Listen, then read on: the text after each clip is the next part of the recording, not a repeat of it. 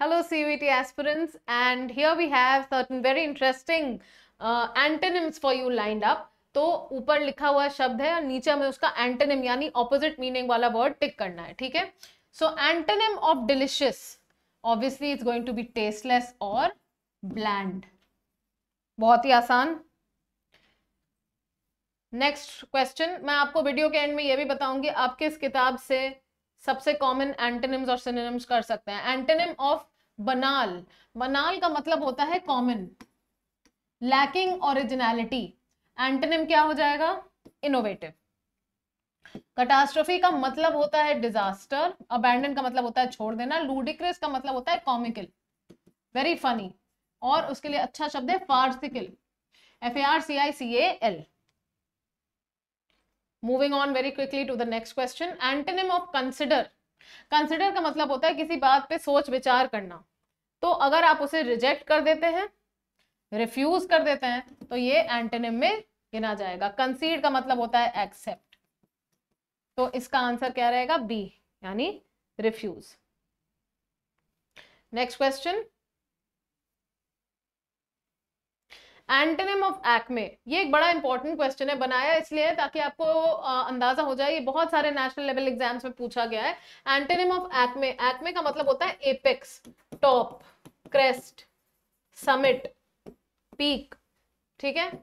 तो all these words, pinnacle, pinnacle is another word for top.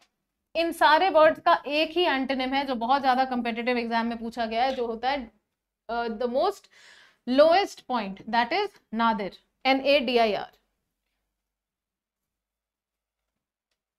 Antonym of garrulous. मैंने आपको ये अभी प्रीवियस वीडियो में भी इसके बारे में बताया था. ये भी बहुत बार कॉम्पिटिटिव एग्जाम में पूछा जा चुका है. गैरुलिस का मतलब होता है बहुत ज्यादा बोलना.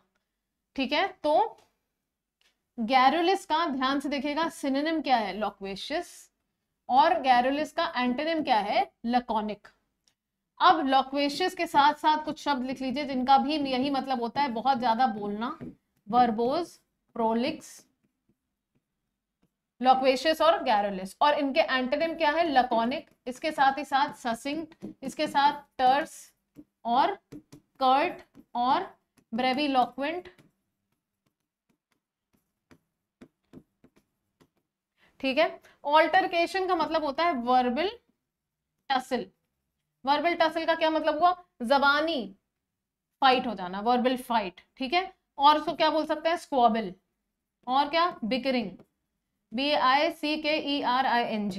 हिरसूटिज्म का मतलब होता है this is a side effect of most medications. Body is covered with hair. मतलब नॉर्मल नहीं होता, वो बिल्कुल भालू लगता है आदमी. Body is covered with hair. Hirsutism, side effect of certain medications. तो अगर आपको एंटोनिम सिनोनिम आते हैं, चीजें बड़ी आसान है. नहीं तो अगर आप लुकअप करना चाहें तो मैंने पहले भी सजेस्ट किया था अपनी रिकमेंडेड बुक्स में.